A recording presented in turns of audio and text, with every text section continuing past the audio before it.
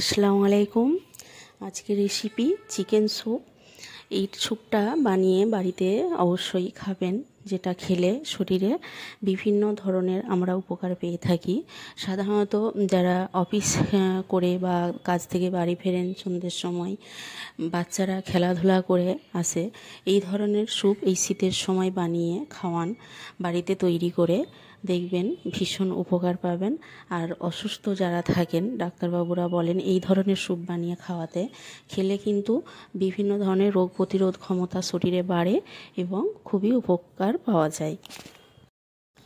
আমি যেভাবে এখানে স্যুপটা বানিয়েছি আপনাদের সঙ্গে শেয়ার করলাম, দেখে নিন শেষ পর্যন্ত।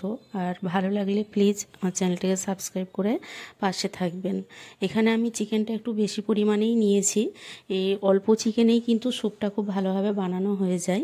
আমি চিকেনটা 10 মিনিট ভিনিগার দিয়ে, 1 চামচ ভিনিগার দিয়ে 10 মিনিট ভালোভাবে পানিতে ভিজিয়ে রেখে ধুয়ে পরিষ্কার করে নিয়েছি। আর এখানে আমি অনেকটা পরিমাণ পানি দিয়ে তাতে কিন্তু চিকেনটা এখানে বয়েল করতে দিলাম, স্বাদ মতো নুন আর 1/2 চামচ পরিমাণ গোলমরিচ দিয়ে। এটা ঢাকা দিয়ে 30 মিনিট রেখে সেদ্ধ করে নিয়েছি মিডিয়াম টু লো ফ্লেমে। আর যদি এটা প্রেসার কুকারে করা হতো তাহলে কিন্তু 10-15 মিনিট ধরে ভাপিয়ে নিলেই হতো সিটি দিয়ে। আর দেখুন আমি এতে কিন্তু কোনো তেল ব্যবহার করিনি, অথচ চিকেন থেকে কতটা এখানে ফ্যাট বেরিয়েছে। এই যে মনে হচ্ছে না তেল ভাসছে। তো চিকেনগুলো তুলে নিয়ে আমি ঠান্ডা হতে দিলাম।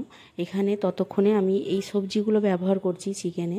জরুরি নয় যে এগুলোই নিতে হবে, যদি থাকে সবজিগুলো নেবেন, না হলে কিন্তু যেমন সবজি থাকবে বা না দিলেও সমস্যা নেই।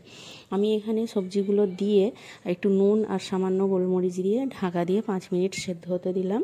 ততক্ষণে এইদিকে চিকেনগুলোকে আমি হাড় থেকে ছাড়িয়ে নিচ্ছি, নিয়ে এগুলো খুব ভালোভাবে সেদ্ধ হয়ে গেছে। আর প্রেসার কুকারের স্যুপটা কিভাবে বানানো যায় সেটাও কিন্তু আমার চ্যানেলে শেয়ার করা আছে, আপনারা চ্যানেলে গিয়ে চেক করে দেখে নিতে পারেন।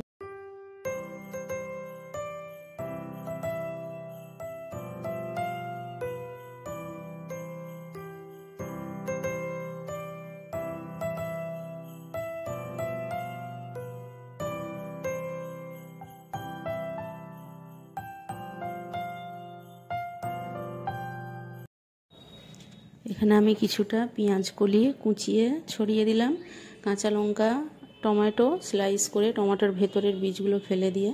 আর এখানে আমি 1 কাপ পানিতে 2 চামচ কর্নফ্লাওয়ার গুলে রেখেছিলাম, সেটা দিয়ে লো ফ্লেমে রেখে সঙ্গে সঙ্গে কিন্তু নাড়তে হবে।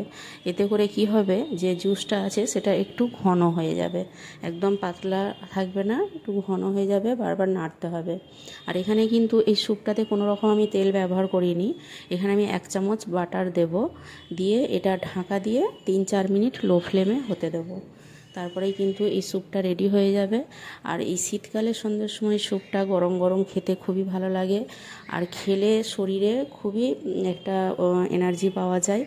আপনারা বানিয়ে খেলে বুঝতে পারবেন। আর এই ধরনের স্যুপ বাড়িতে বানিয়ে খাওয়াটাই ভালো, খুব ভালো বানানোটা হয়।